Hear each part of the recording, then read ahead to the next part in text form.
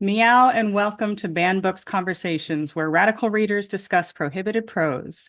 I'm your host, Tonya Todd, and we're here to talk about banned books, literary works that have been removed from a library shelf or curriculum. Over the course of Banned Books Week, this series has covered 7 different books, the reasons they were banned, and the value in reading them. And we've reached our last book in this year's series, Clap When You Land by Elizabeth Acevedo.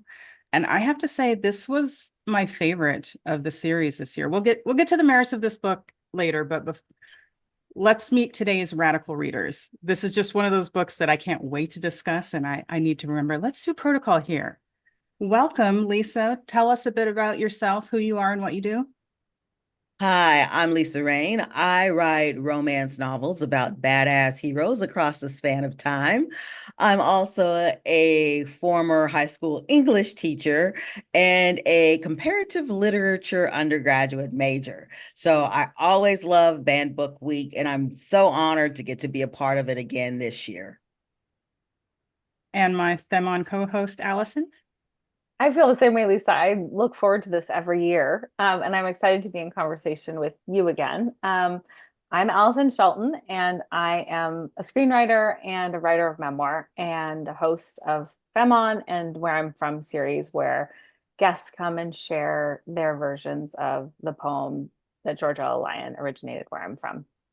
And I love hearing about where people are from and how it's shaped their lives. And so I feel like it's such a good fit with this book that we are about to discuss. It truly is. And you both mentioned that you have served as panelists on this already, but you've both done so 3 years in a row. So, Alyson, what is it about Banned Books Conversation that interests you? I think I probably say this every year, but when a book is banned, I think like, oh, this book is for me because this book is handling some content that, Mm.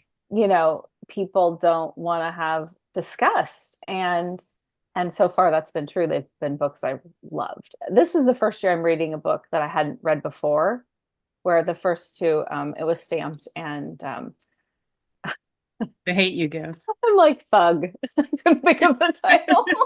um, yeah, so those I knew like my love before I went in, and this one I now feel that way about. So I feel really like I'm charmed with the books that I've been in conversation with you with because they're amazing. How about you, Lisa? What is it about the Banned Books Conversation that interests you? I've been a bookworm all my life, so I love books. I read across genres. And because I come from a demographic, Black woman, inner city woman, at a crossroads with lots of intersections of life through family members, a lot of times banned books have something to do with my life experiences or the experiences of people I know.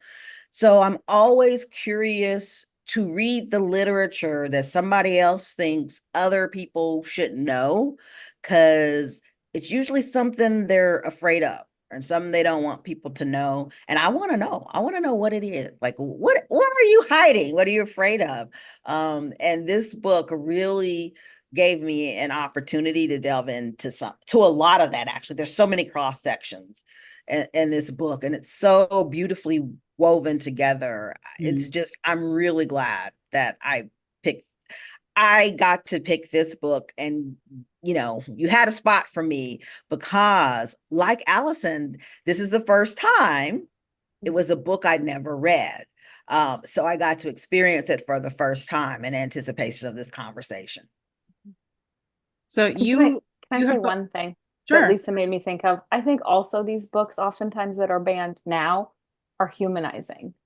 Like Mm. and I think that's part of the reason they're banned is, and I really felt that so strongly with this book. Yeah. Yeah, you guys are both giving me chills already, and we haven't even gotten into the book. I want to warn you both that you have done this 3 times. So some of these questions you've answered already in previous episodes, but I feel it's worth revisiting the topics. One for those who didn't catch the discussions, or in case maybe your answer has changed.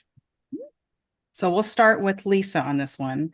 Have you had an experience with a book that offended you, and how did that affect you? I think my answer hasn't really changed. The only time I have been offended by a book is when I encounter blatant racism, sexism, or misogyny on the page that I know the author is okay with. It's expressed in a way where I know they agree with the view, and I can't tolerate that. I understand when people may be exploring those concepts on the page and maybe they don't come to the same place as I, but to perpetuate racist views intentionally and consciously, that type of literature offends me. But I tend not to read it. I don't believe I have to fit it. Like it took me a long time in my life to be a DNFer or do not finish a book. But also, we have so many resources in advance now that those types of books, it's obvious what they are, and I know I'm not their reader, so I don't read it. But exploring sexuality or racial issues or sexism in a story that is handled in a way that is experiential or trying to convey things to the world about who those characters are, there's nothing offensive about that. It's a learning experience for me, and I appreciate that. How about you, I Alyson? mean, such a good answer. I agree. And I was like thinking, oh, books that affect, because now I'm same as you, Lisa. It took me a while to get to the do not finish. Like I used to really feel that kind of like, well, I started it, I'm in it. And having the resources. And I generally only, I rarely read books by men now. And I mostly read women and so a lot of that content and I was thinking about offended, and I think probably the books that may have offended me were ones assigned to me in school and were taught to me as canon. And like, this is the right way to tell a story, the way this white cis man, straight man is doing it. And I didn't feel included in those stories. And I didn't feel like they were teaching me something I didn't already know.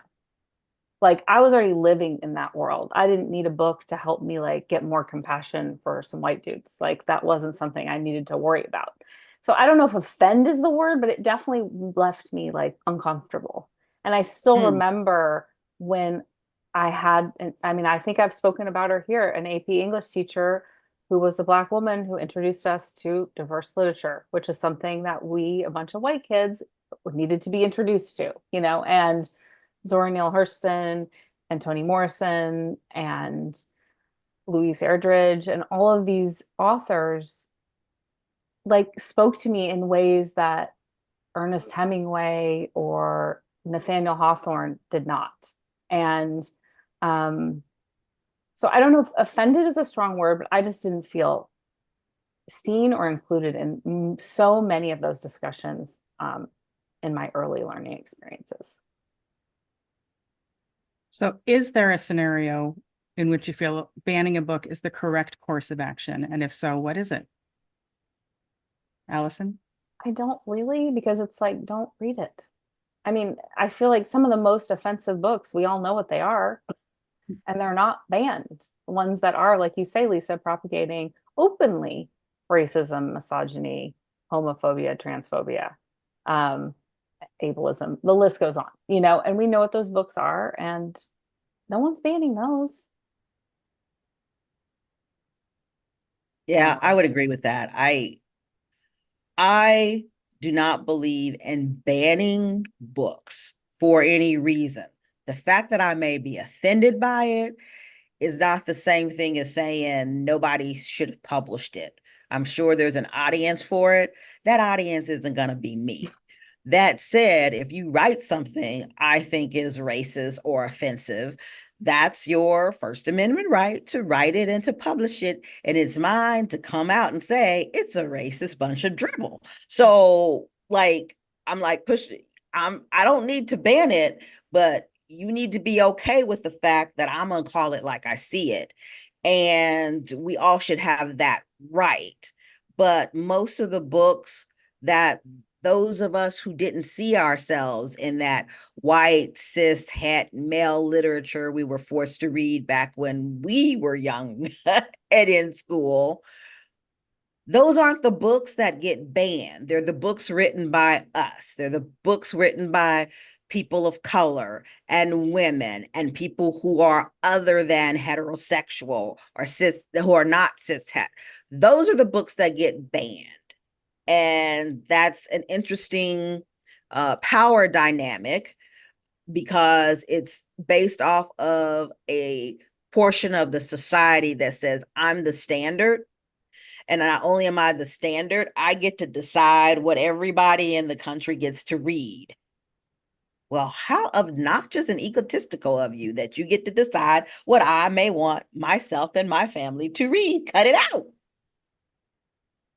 So you mentioned that, the books that are getting banned have specific themes or they come from specific demographics. What do you think this pattern says about where we are as a society? I mean, Lisa just said it, I think, basically. Like, I think I feel like there was a whole, when Obama was elected, a bunch of people got really in their feelings, right, about it. And they really wanted to stop I don't know, a lot of things. They wanted to stop them. Say it for what it is. Yeah.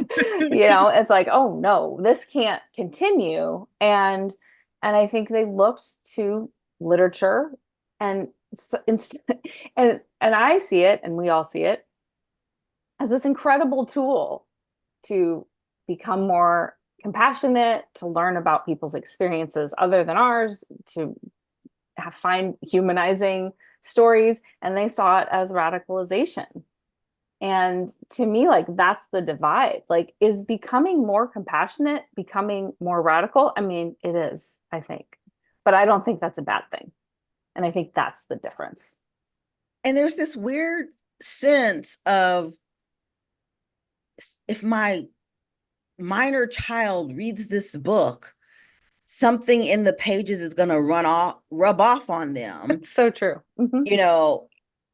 This book, we'll get into the content, but this book, one of the girls is a lesbian and she has a girlfriend, and there's nothing highly sexualized about it. She's just talking about their life, getting money from her mom to buy a Valentine's present, or it mentions the fact that the first time they kissed, how she felt about it. Well, everybody remembers their first kiss with that person they desperately thought they were in love with. And it's like, oh, wow, they like me too. But really, if your child reads that on the page, you think they're suddenly going to turn into a lesbian or a gay person? Like, how idiotic are you? There's no sense to the logic they give to ban the book, because no intelligent person can believe that. But it's about the power of control so that those people can't see themselves in literature. We don't want to see that. It's, Alyson, you brought up, when President Obama got elected, and I firmly say the backlash was, right, we want equality. We're giving you equal rights. We're starting to give you opportunities. And then they looked up and said, whoa, whoa, whoa, whoa, a Black man made it to president. We didn't mean that equal. Hold up. We got to roll things back, because that was just a little too equal. We got to get things back on track. And I think that books banning was just one of the avenues. We know the Nazis burned book. We know a lot of those great dictators where book banning happened because controlling information helps you control a society. And that's what the book banning is about, controlling information. So to that note, what is the value in reading books that might be considered offensive by some? And they're great books. First of all, not every single one of them, but many of them are incredible books. That it's so funny, Lisa, I didn't even think of that as a reason it would be banned.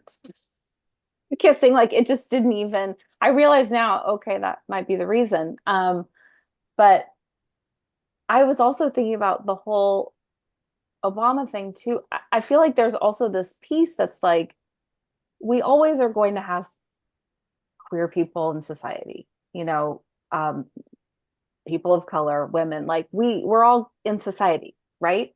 But Mhm. We they, exist. yes, we exist and we're not going anywhere, whether, Like, you not know, going anywhere. yeah. And, but they love it when we're ashamed. Ooh. And when we have books that tell us like, I kissed my girlfriend and there's no shame, like it was so sweet. Like you say, it was such a sweet, like lovely moment. It wasn't about like hiding it, or it was just a kiss.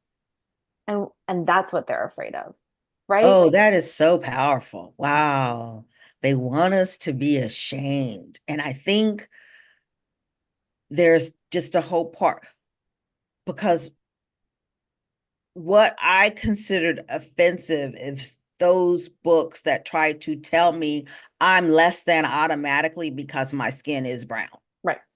Mhm. I can't be good. I can't be smart. I can't be anything because, and I reject that wholeheartedly, but they want me to believe that. And books that show me as smart and beautiful and capable, they don't want me to see those books. Because if I start believing that, then I'm a whole different citizen. I'm a whole different person they have to deal with.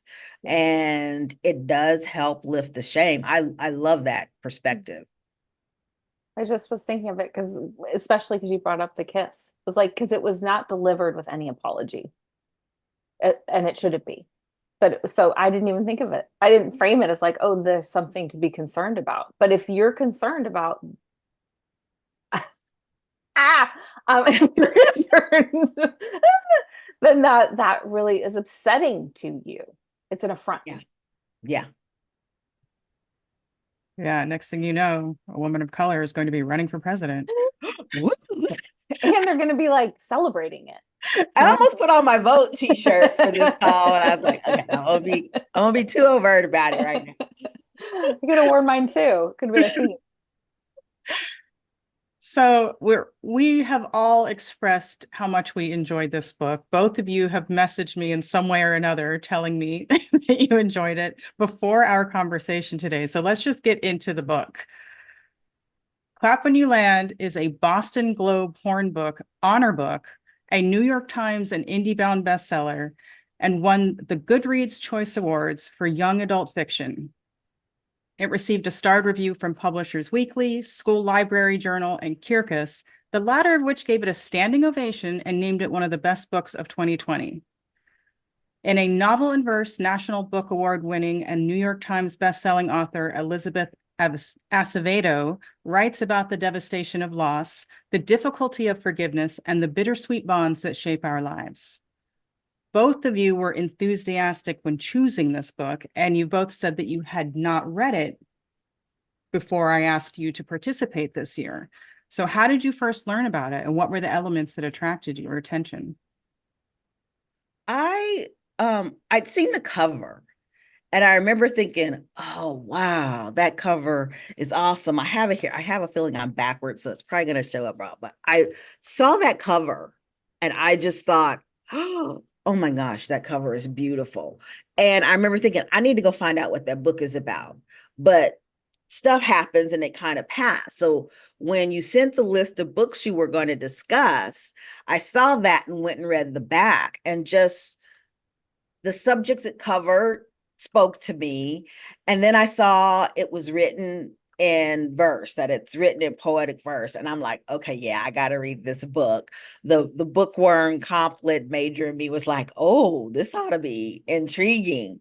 And so it was a combination of all three of those: the cover, the content, and the opportunity to read a book written in verse. The verse for sure. Like when I see that, I'm so impressed by how easy they make it look. Like it's not, and accomplished writers in verse, like it just feels like, oh yeah, of course, this is no big deal writing a 300-page poem. And I don't know if I was aware of it at all because it came out in the pandemic. So whatever, life was a blur. And like you, Lisa, when I read what it was about, I find myself reading a lot about grief, and I was interested in how they would approach it with a YA and verse lens. Like in a lot of ways, I think poetry can reach into places that it's more difficult with prose. Like you can, I don't know, the book did so much. Yeah. So well. Yeah. Yeah.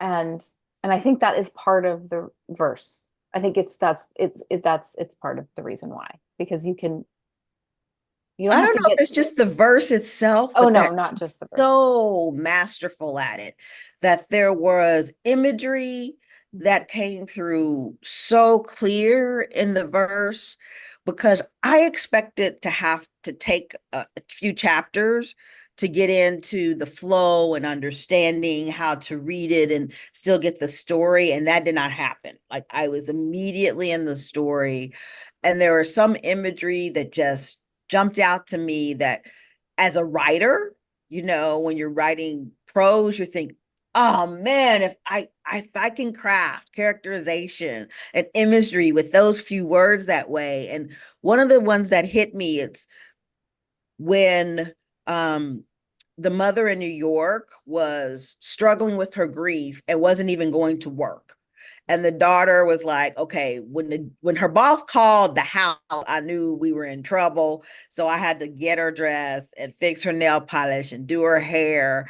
And I basically like pilled her into this black dress that didn't fit the same way anymore, or was looser than it used to be, and just kept going. That's all, like I put her in the dress that didn't quite fit anymore. And so we know from those words that we're seeing this woman struggle, but she's in so much grief, she's lost weight. Mm-hmm. She didn't say she lost weight. She tells us about how the black dress fits now. And I like stopped. I'm like, oh wow, that's just so beautifully done and so In beautifully those written. moments, we're also learning about heartbreak, and the daughter's strength and the perseverance of one of us needs to make us keep going, even though we know she's dealing with her own grief. And she knows she's dealing with the grief, and she's coming to terms with not just helping her mother get dressed for work, but coming to the realization of how that grief is affecting her mother through more than the fact that my mom can't get dressed. My mom's losing weight. She's not being responsible. There were lots of moments like that, but that is one of the moments I remember stopping and going, man, I got to learn to do that. It's so beautiful and loving, because it's not just get dressed and get out the door. It's the care that she took in preparing her mother to leave the house, knowing these things are important to my mother. She likes to look beautiful when she leaves the house, so I'm going to take care. It's not like a quick process to do someone's nails, And she had to take polish off, because she talked about she had to take chip polish off and then repaint them. And I'm like, this was love. It was a beautiful act of service that, I was so touched in that same moment, in that same scene. Yeah, and it Alyson, made me think of, I'm nodding and it made me think of how many characters we got to know in such a short time because of her writing. Like we do get a real sense of the mother. I think her name was Zoila. And then the Tia and the villain of the story. And we barely see him, El Cerro, but we know him. She does such a good job of just choosing enough details. There's so many. I was like, is this book banned because it's about grief, or because it's about sexual assault potentially, or is it because it's about immigration? Because it does touch on all of these different topics, like hot button topics or whatever, but not in a way that ever feels sensationalized or that it's doing it for that reason. And so was it banned? Because I'm like well, I'm gonna spill the tea on Christmas. Here. I'm like, is it the lesbian relationship? It literally didn't occur to me. I was like, oh man. Because I like to actually, when I pick out a banned book, I actually like to know some of the reasons it was banned. Yeah. And often I see them and go, really, people? And this was kind of one of those times, but I just read a few headlines. I didn't want to read so much that I learned all of the story, but enough to see that the fact that there's an attempted sexual assault in the book is one. The fact that one of the daughters is not only lesbian, but several articles or write-ups said there was a kiss described on page. I'm clutching my pearls. I know, right? And I'm thinking, okay, romance writer here. I'm thinking romance book kissing on page here, which is not what happened. And there was one other reason. Infidelity. So right. I wondered somewhere that in too. See that one. I saw misogyny and sexual violence Misogyny, and the whole queer element to it. the queer element, but somewhere some organized religion Puritan decided that infidelity was something that minors should not be exposed to, as if they don't all have cell phones and Netflix and YouTube. I guess, and I don't want to sound heartless. It may sound flippant to some people when I said, and I said, I'm thinking, oh, big deal. But when I see this from parents of US children, especially, most all of whom of a certain socioeconomic status have their own cell phones with internet access, spend something like, isn't the statistics like 8 to 10 hours a day on social media? So we've got TikTok, we've got YouTube, we've got uninterrupted Netflix. Do they really think these children have never seen a man kiss a man or a woman kiss a woman or a teenager, lesbian or queer person through their device on one of these platforms? Of course not. So if they can see it in those platforms, how is actually reading the words changing anything? We are a society that has decided our children are such weak-minded individuals, they can't handle basic information that most of them are learning behind their parents' backs anyway. And it's time we stop this and stop being silly and just talk about the real issue, because we're also a country that has a high rate of teen suicide. And this pretending that these things don't exist for a demographic who's experiencing them with no one to talk to is more dangerous than not banning the book. And I just feel for our young people who do not have a community that exposes them to this kind of beautifully written material, because it is one of the most beautifully written books, not just I've read this year, I think I've ever read. It's just, it's going to have a place facing out on my bookshelf because it just meant that much to me. And it's such a beautiful book about grief.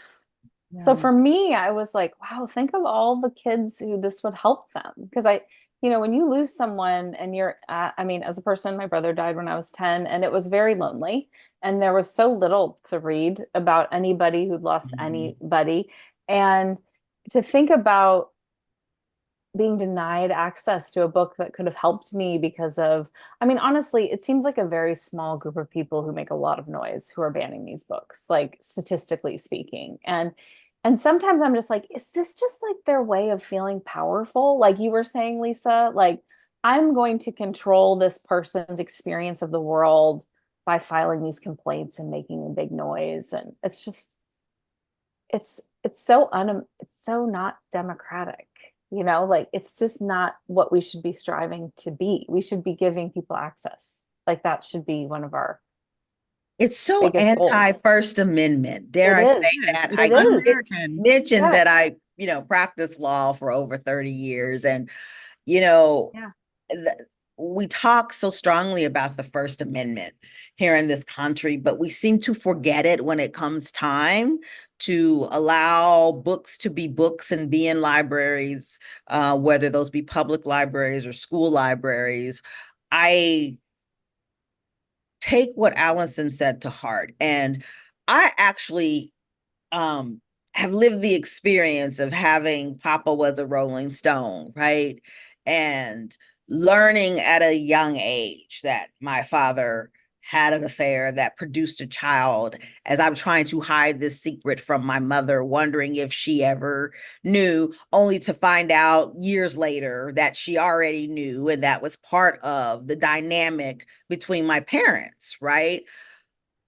To see how it's addressed in here, to hold that secret of a family member, that's an experience I lived. And the way it was on the page brought so many memories to front of how I had to deal with that. The surprises, the wondering if they know about you the way you know about them, and the challenge of, do we become friends and true siblings since we had nothing to do with how we got here, right? That too, there are a lot of people, right, who've experienced that. And to not be able to see that portion of this book because she mentioned two girls kissed on a couple page, like I'm floored by that, because seeing those experiences and understanding, yeah, see, I'm not the only one who felt that way when I had to deal with that. That gives people a lot of healing and a lot of hope, and it helps connect us as a society. Oh yeah, there are other people in the world like me, and we can talk about it, because this woman published a whole book with that included in it. And I would love for us to think more about that and what it really means as a First Amendment, to let people speak things into the world that have that value and beauty to somebody. And it's important that you got to see yourself represented in a book. And that feeling is not always about race or gender or sexuality. Sometimes it's just seeing someone who's gone through a similar experience. Yes. And I think so many people can relate to knowing a secret about your family and not knowing if other people know the secret. Like that part I thought was so well rendered too. This weight that Yahira carries, where it's like, I am the holder of the secret. And then I think almost a feeling of betrayal when she realizes they all knew. They were keeping the secret from her. And I think so many of us can relate to that experience on different levels. And I thought it was just like, because the whole time I'm thinking, oh, they know. Like from the minute she starts talking about it, I'm like, oh, they know. That's why their relationship is so tense. Like she does such a good job of planting all of that. Yeah. So you as the reader get to kind of live in this in the middle space, like, oh, we know, but okay, maybe I found the book also like in a really good, very suspenseful. Like it was a real page turner, like she set up things like El Cerro, where the whole book, I'm just like, oh, please, please, please, please. Don't let him get to her, because it's only a matter of time. Yeah. The way that he's introduced and the power that he holds in that community, or the fear that he evokes in that community. And I mean, the whole book, I'm like, and is she going to, and how are they going to connect, and how are they going to find each other, these two sisters who didn't know about each other and live in different parts of the world. So I mean, I found it to be, I was so surprised by like how I was anxious reading it, like, oh, what's going to happen? I was anxious. Yeah. Am I going to get a happy ending? And for me, because I struggle when people want to cover up talking about sexual assault, because we forget that we live in a country where the statistics still seem to lay right at 1 out of 5 women have been raped or attempted rape, some type of sexual assault. But then we overlook the fact that most statistics also show that 2 out of 3 rapes are never reported. So what's the real statistic here? And I think one of the reasons they're not reported is how we handle it. And she did a real nice job of layering over that notion of her fear of Camino's fear of Acevedo, and how when people realized he was hanging around her, they assumed she was doing something to encourage him because it's always the girl's fault or the woman's fault. What did you do to entice him? Why didn't you stay away from him? And we know she's doing everything she can, but the failure of this community to understand that as a young girl, she doesn't have what she needs to protect herself from him. And it wasn't this beating over the head that, see, they're going to blame her. But you saw it. And that's the subtlety of it. Or I like what Alyson was saying, how she planted things, how the times where if the stray dog was on the beach, she would say, like, he would lay on my clothes and keep his eyes on Elsa. Like, even the dog knew. And anybody who's a dog lover knows animals know the bad people, right? So even the dog kept an eye on him. And it was beautifully done. But again, she's building that suspense and that tense. And you're like, surely somebody is going to understand what's going on here and it's going to save them. But there's so many layers to the different. So I have rarely seen a book cover this many topics.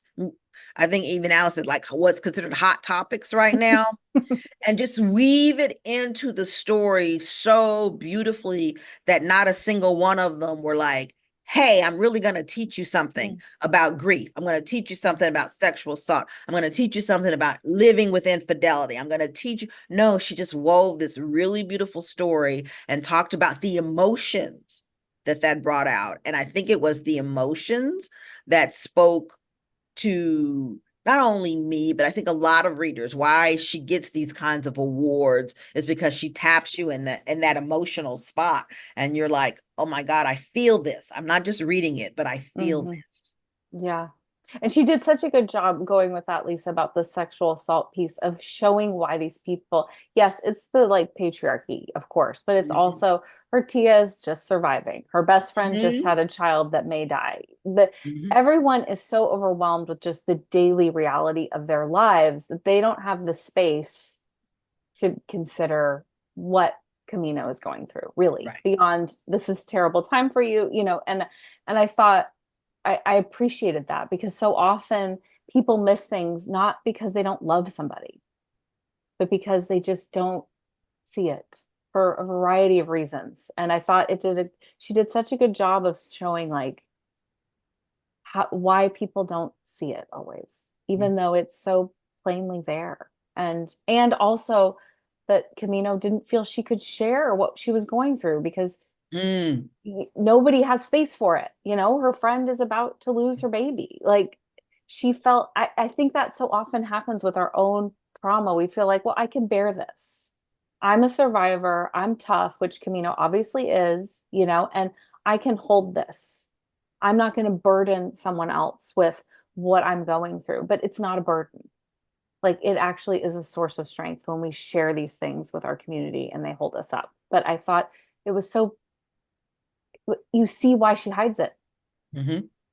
And so all of those things work so well.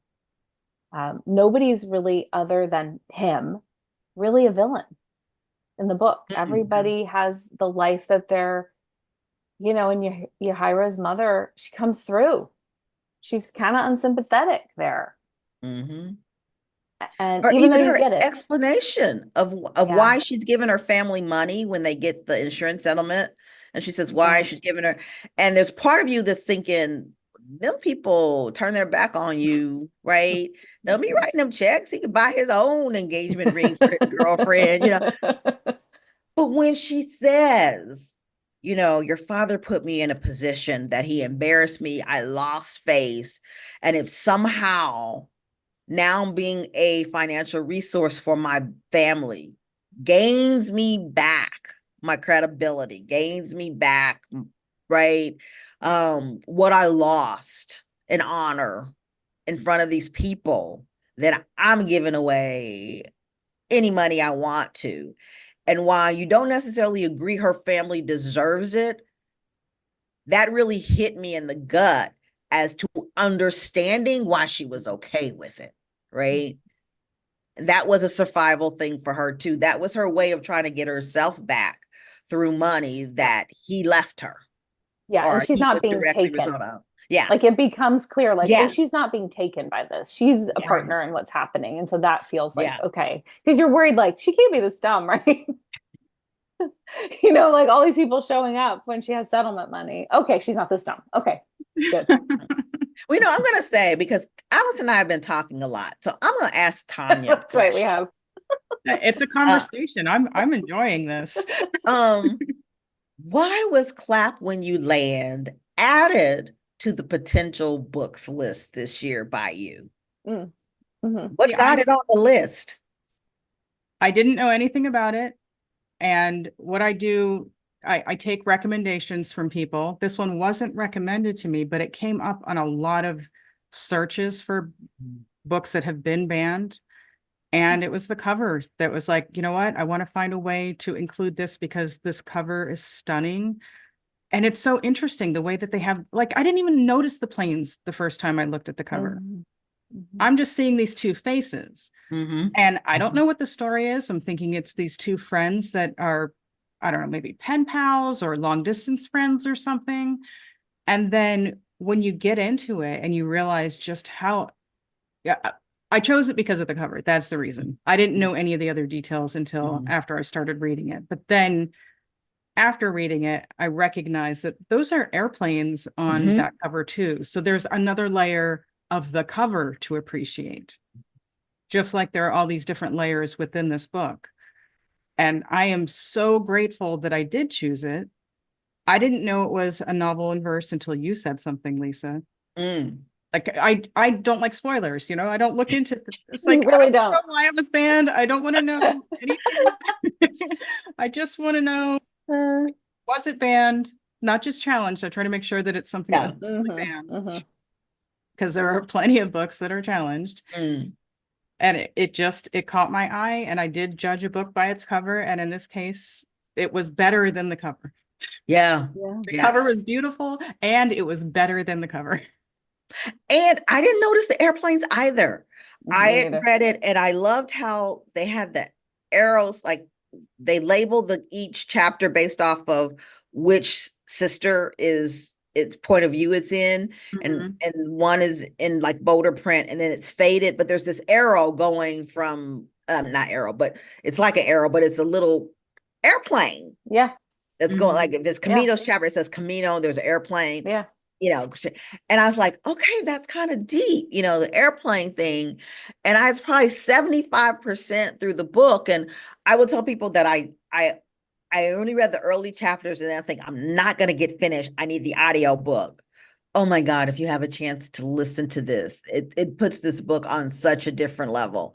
But I would sometimes read along, or there were places I wanted to tab because the line was just so beautiful. It's like, oh, I want to remember that. And I was closing the book after one of those things, and I saw the planes first instead of the faces.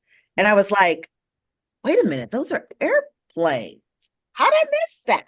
So I, like you, Tonya, I didn't see the airplanes at first either. And here's the thing. Every year I have to figure out which books am I going to read in like a physical copy, because I have 7, you know, everyone else gets just 1. I have to read all 7 in a relatively short period of time. So which ones are my audiobooks, which ones are my Kindle, and which ones are physical books?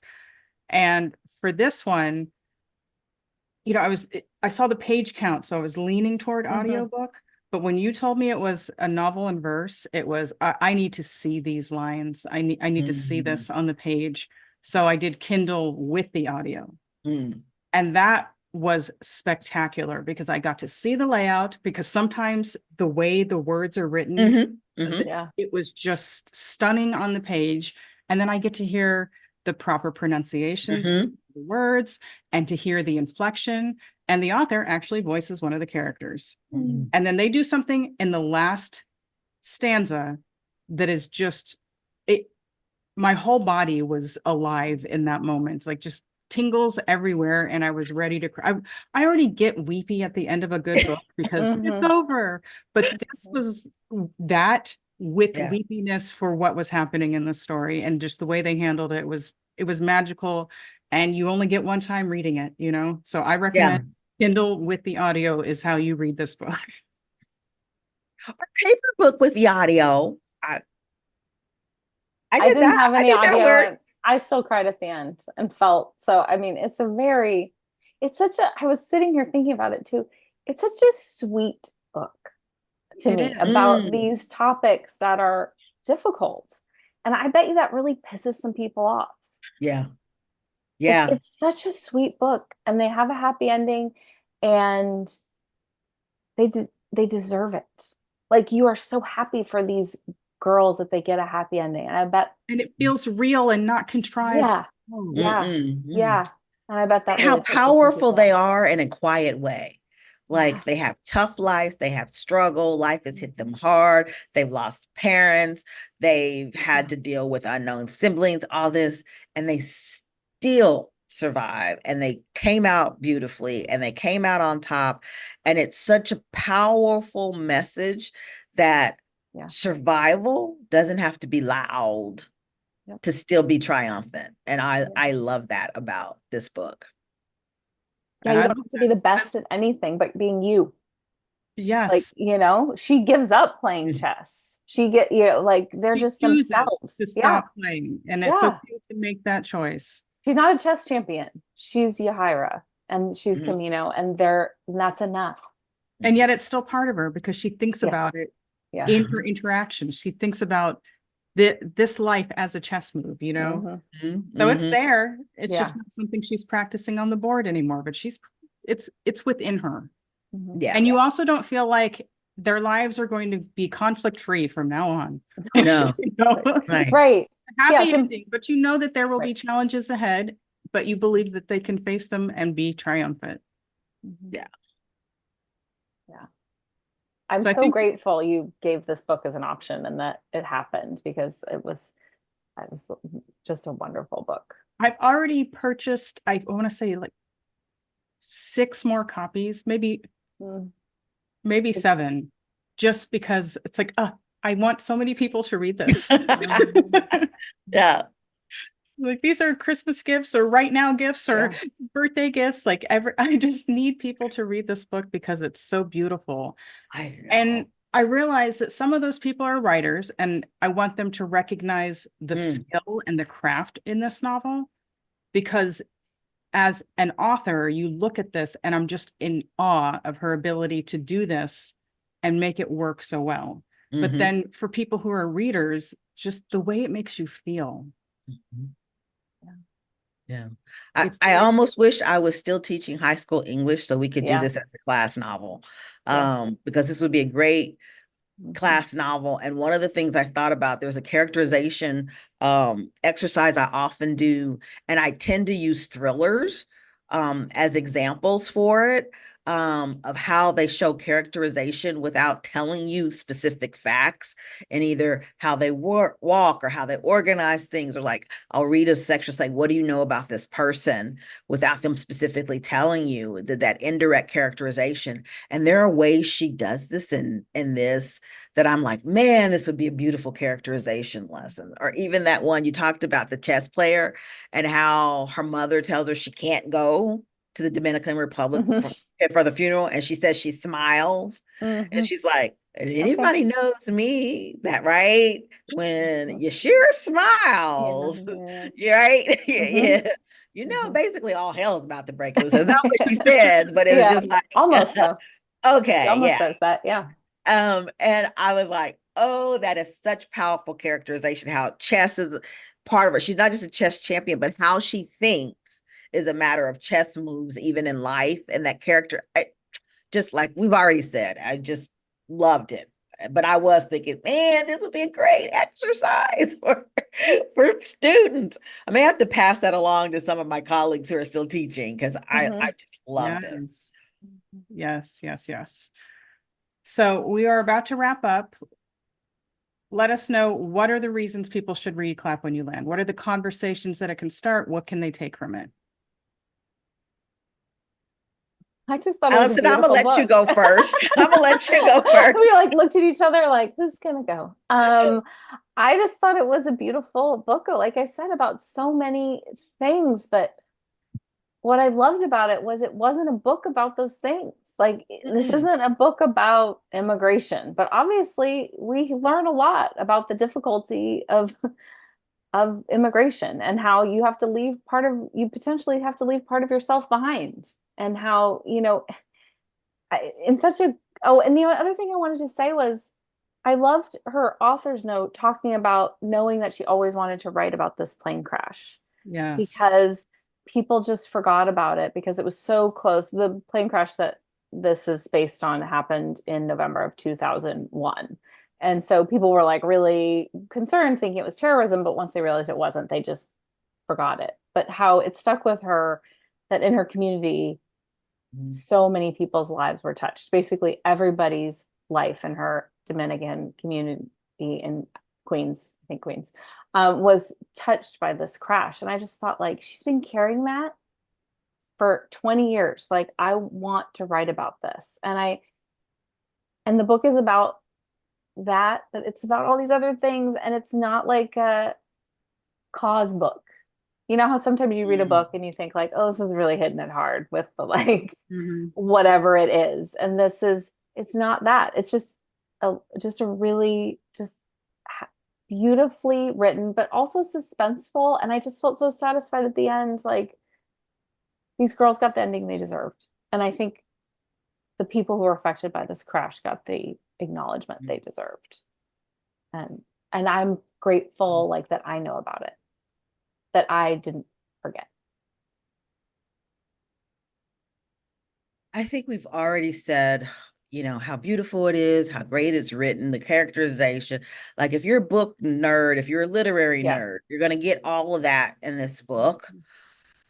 But the true beauty to me is this is just a really great story.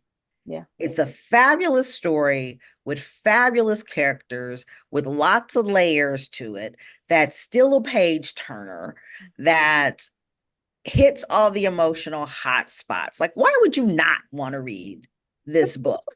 This is just a good book all around. And if you happen to share experiences with some of the characters, then you're also going to get to either see yourself in there or see a really good story of what it means to triumph through hardship. That's a win-win for me. That goes to the top of everybody's TBR. It should. It's just that great of a book.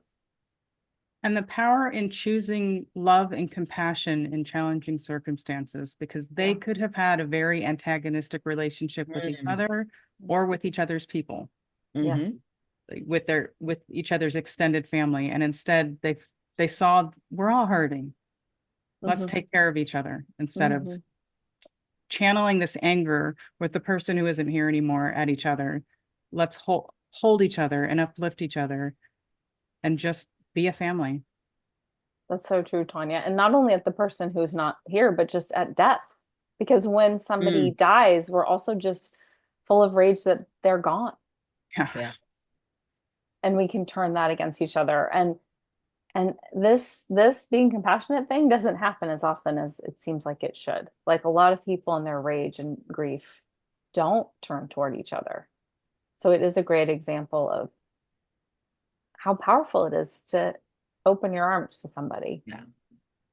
And that it wasn't something that they thought, I'm going to be compassionate here. Right. It was in the moments where they're being tested, they were surprising themselves sometimes. Like, oh, I didn't know that I was this kind of person, but apparently I am, because this person is inspiring this in me. Yeah. Just, I want to read it all over again, but I also want to read something else from the same author because, it's like, can you do it again? Yeah, just beautifully done. And I really am glad I have the audiobook. I was thinking the same thing. Is like, I think I'm gonna have to listen to this again. Just because, like any really good book with suspense and layers, I wonder, what did I miss? Like, I feel like if I listen to it again, I'm gonna catch some stuff that I didn't catch the first time. I feel the same way, definitely, because it is so dense. Yeah. Well, thank Well you. done, Tonya. Great Yeah, I was gonna choice. say, thank you, Well Tonya. done. Yeah. I appreciate you both doing this 3 years in a row. The episode I did with you the first year was my favorite episode of that season. And this happens to be the last one. And I absolutely loved this conversation. I was worried, like, how are we going to do it again? But we did.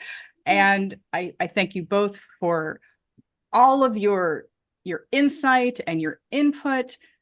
You made this last episode such a great discussion. Before we wrap up, Alyson, tell people where they can find you and support your work. Best place is on my website, AlysonShelton.com, ALYSONSHELTON, or on Instagram at by Alyson Shelton. And Lisa? Same place. My website is the best place. I'm at LisaRayne.com. That's Lisa Rayne, RAYNE.com. And I'm on Instagram as author Rayne. Thank you both for spelling it for our audio listeners. We have some Ys. We all have a Y, I was thinking. Yes. Well, that's it for this year's Banned Books Conversations. Again, I want to thank everyone who recommended books for the series. Please keep those suggestions coming. This series wouldn't be possible without the crucial help of others. Many thanks to JP Butler, Charles Larson, Spider Dan of The Secret Boars, and Mike Burton of Genuine Chit Chat for their assistance and support behind the scenes. Thank you to the ladies of Femon, Ria, Ada, Jessie, and of course, Alyson, who let me hijack the schedule all week. Thank you to Tony Farina and Dave Horrocks for supporting the right to read and sharing this content on Comics in Motion feed. Thank you to Marshall.edu for being such a great resource by listing banned books and their challenge histories. Thank you to all of our amazing guests this year. Success would be impossible without you. And to the audience who keeps tuning in, thank you for listening. More importantly, thank you for reading.